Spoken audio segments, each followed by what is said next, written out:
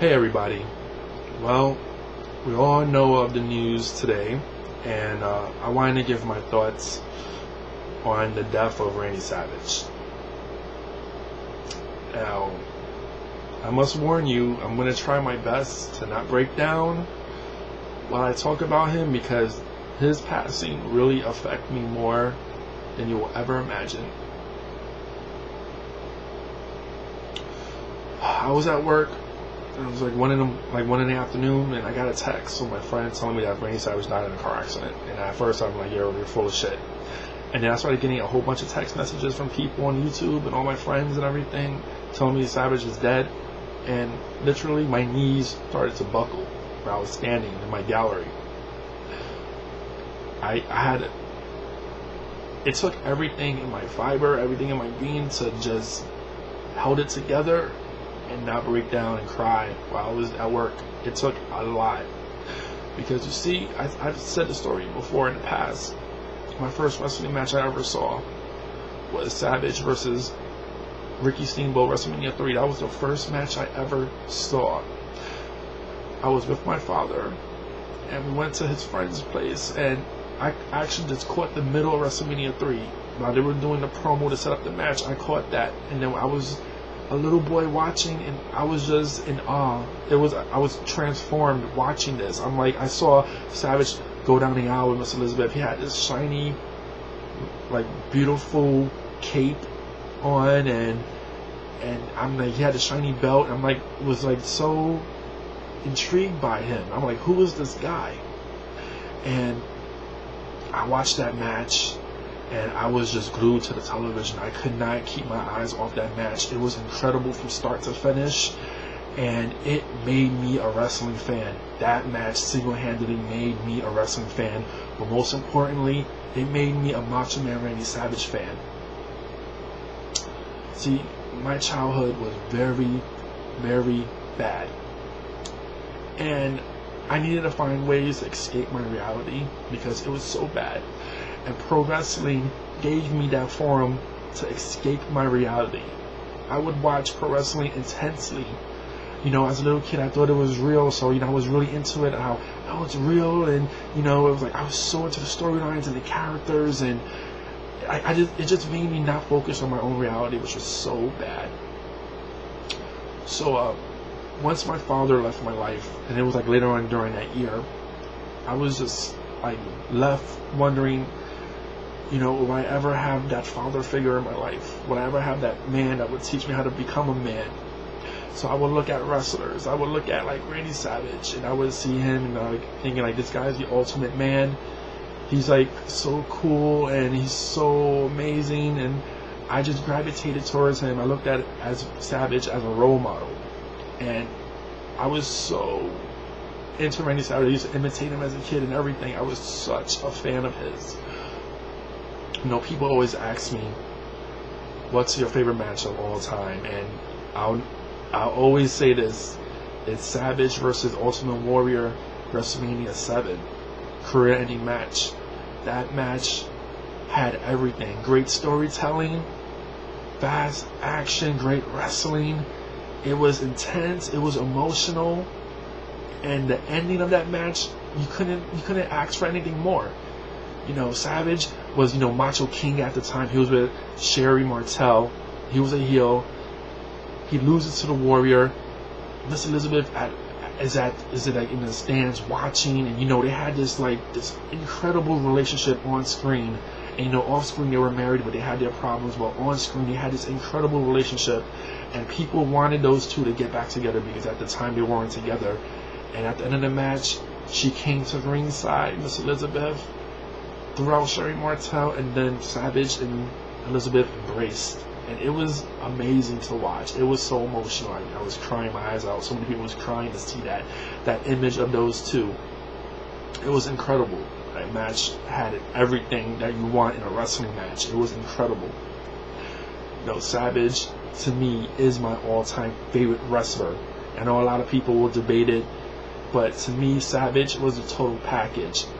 Ring skills, mic skills, ring psychology. He was a ring general. He knew how to sell a match. He knew how to captivate an audience. The man had a gift.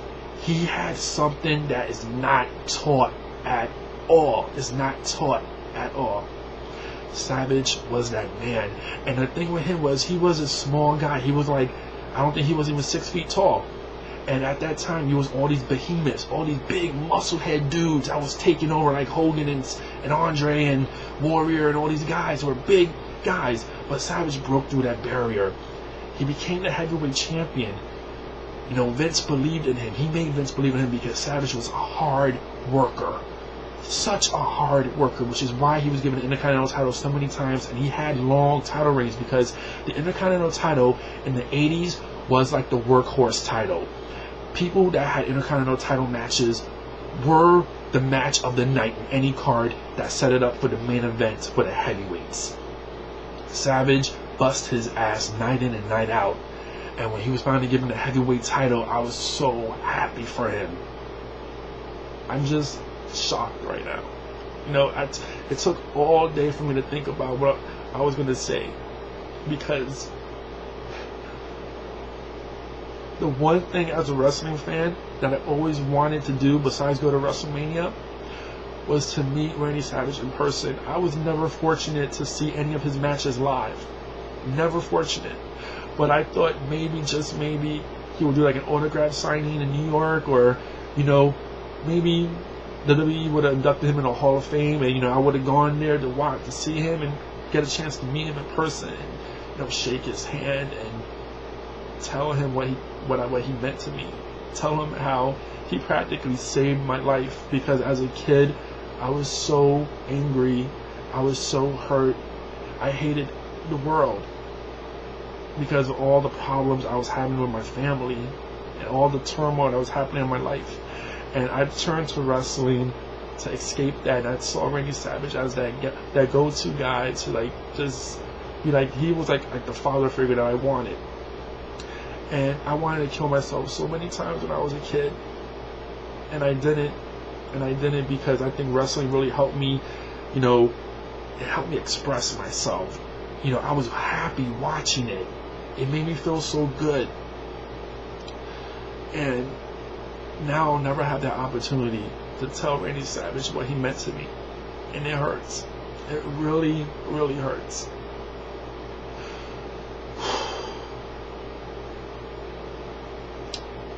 You know, apparently he had a heart attack while he was driving and caused him to crash his car into a tree. He was 58 years old. 58. Still young. It pisses me off so bad that Vince McMahon could not put him in a Hall of Fame. And now if he gets put in the Hall of Fame, it's completely tainted because he's dead. It's like the only reason why he's put in the Hall of Fame now is because he died, and because the fans will probably want him in the Hall of Fame. It's bullshit. I really wanted him to squash his beef with Vince McMahon. Whatever beef they had, we heard all these rumors that went on for years about what happened, why they had such a bad relationship. We don't know what's truth or not.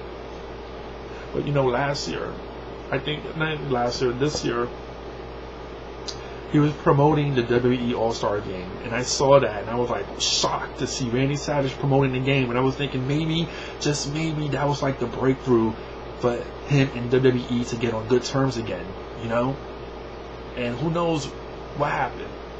You know, you saw like they came out with a Randy Savage DVD not too long ago, and it was just like a DVD of all his matches. It wasn't like an in-depth biography, which is what I wanted so bad, is to get in-depth biography of Randy Savage's life and career, having him talk about his life. And now we won't ever fucking see that because he's dead. I don't care what people thought of Randy Savage. You got to give the man his due, his props. He is one of the all-time greatest wrestlers, greatest ambassadors to pro wrestling there ever will be. There will never be anyone like Randy Savage. He's always been duplicated, always been imitated, but there's only one original, and that's the Macho Man, Randy Savage. No one will ever, ever be like him. And it just breaks my heart. It really breaks my heart.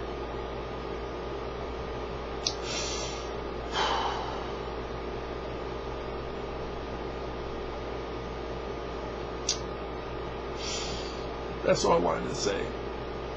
Randy Savage, wherever you're at, I hope you and Miss Elizabeth reunited. I hope you two are happy. Rest in peace.